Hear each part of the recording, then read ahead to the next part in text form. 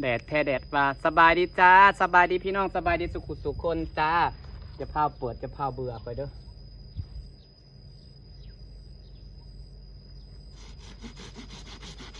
เอาสิมาตัดตอนกิ่งไม้พี่น้อง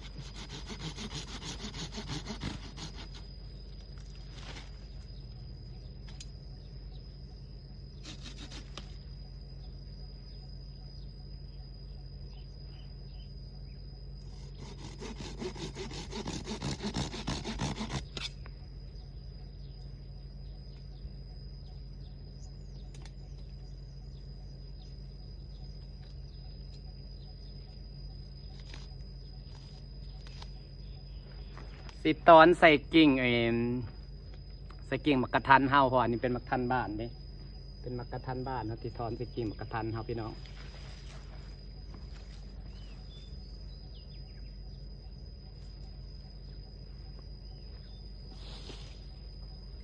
2 ต้น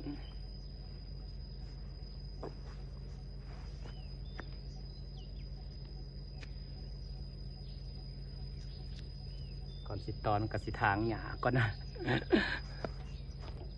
นั่งสิตอนใส่กิ่งนั่นพี่น้องเพราะว่าต้นที่นั่งตอนก่อนนั้นนี่เนี่ยกำลังเริ่มแตกขาเบิ่งอีกประมาณเดือนหนึ่งมันจะออกยอดให้เบิ่งแล้วพี่น้อง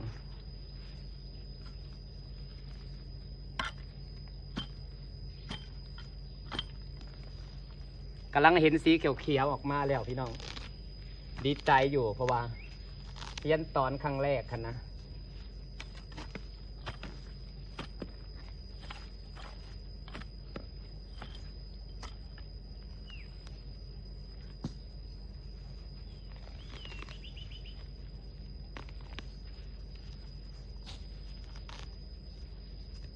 ฮักกะเฮียนต่อกิ่งครั้งแรกพี่น้อง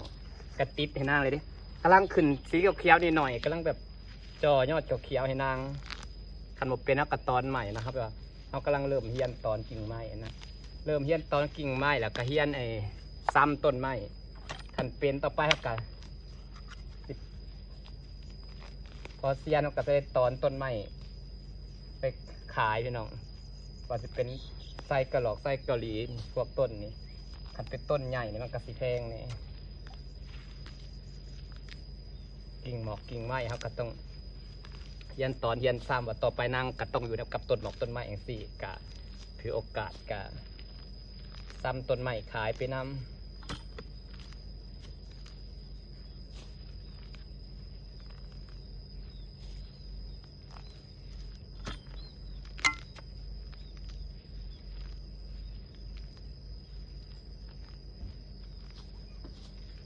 ตามธรรมดาต้นพุทราต้นมะกะทันพี่น้องเพราะว่าที่เป็นเฮาซื้อมาเป็นต้นสำเร็จนี่ข้าเจ้ากะ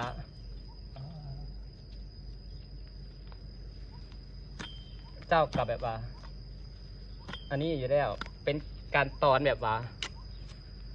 กิ่งข้างล่างนะเงาที่เป็นต้นนะต้องเป็นต้นพันธุ์ไทยพันธุ์อันนี้บ้านเท่านี้แหละกิ่งตอนจากสิเป็นกิ่งพันธุ์มันต้องเป็นอันนั้นอยู่แล้วตามหลักความเป็นจริงแล้วก็ได้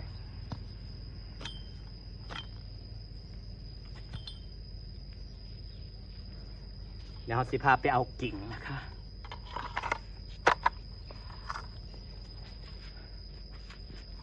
อันนี้สิเป็นต้นพุทราต้นกระทันใหญ่ดิกิ่งตอนมันต้องใส่กิ่งประมาณนี้พี่น้องนี่ใส่กิ่งนี่ได้อันนี้คือความรู้ของนางครั้งแรกของนางกระสับประมาณนี้ทางสิตัดกิ่งไปก่อนความรู้บอกปัดผดรู้ไอ้ดีเดียวเลยนี่สิเป็นกิ่ง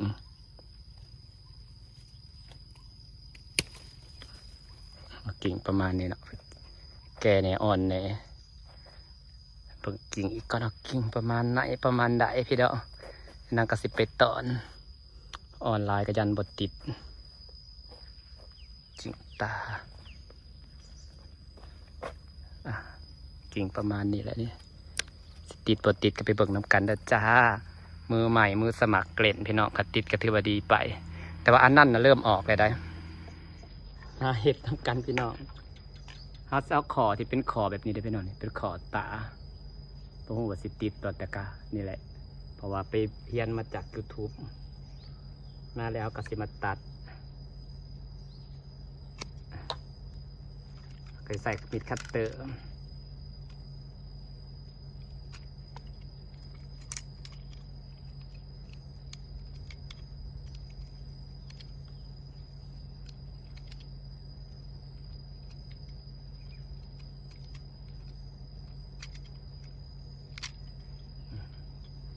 ต้องให้มันเฉียมที่สุดก่อนอื่น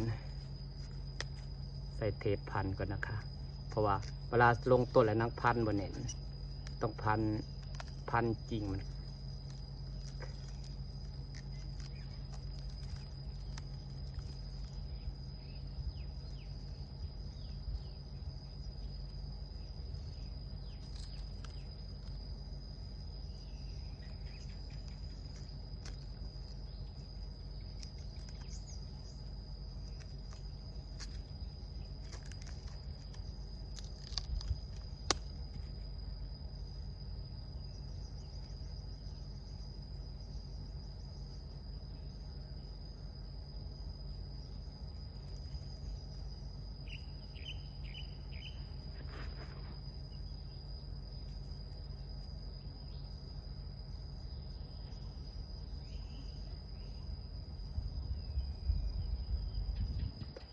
นางนภัสอันนี้ก่อนพอเวลาใส่ลงมานี่เลยนางพันอันนี้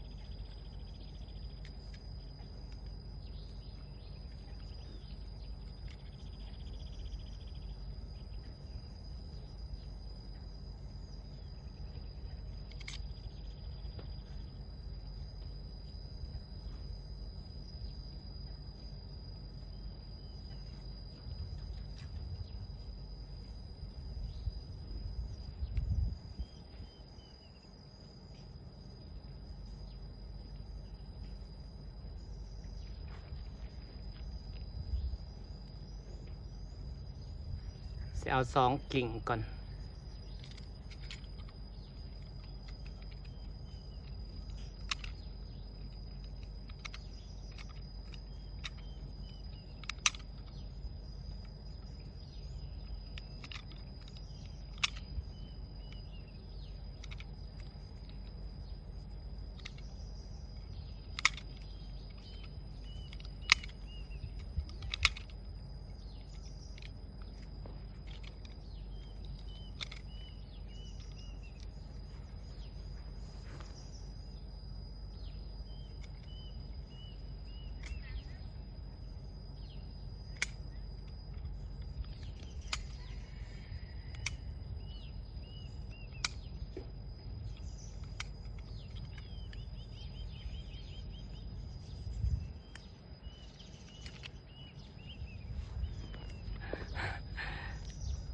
ถ้าเบิ่งตอนแรกเด้อพี่น้องเด้อถ้าเบิ่งตอนมันติดมันสิติดที่นางอยู่ป่ะ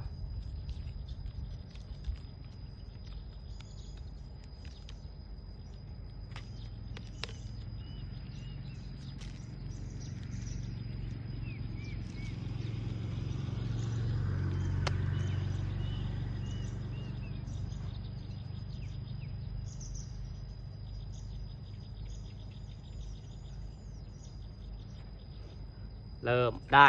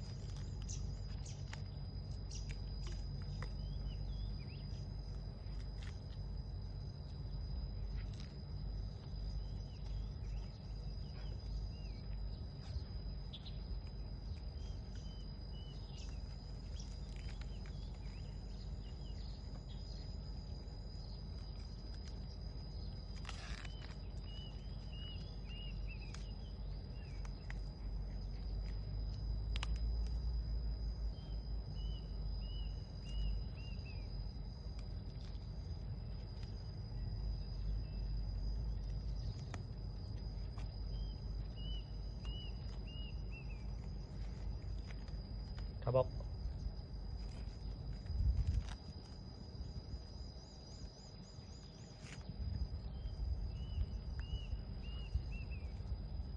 พันบ่ให้มันผิวเลยพี่น้อง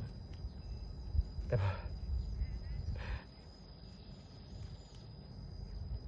ติดให้มันรู้ไปความพยายามอยู่ที่ไหนความสำเร็จจุดที่นั่นพี่น้องสิฝากบรรยากาศไว้สักนิดแหละแห่งเบิ่งแห่งเงาพี่น้องเอ้ยเบิ่งความพยายามของพลา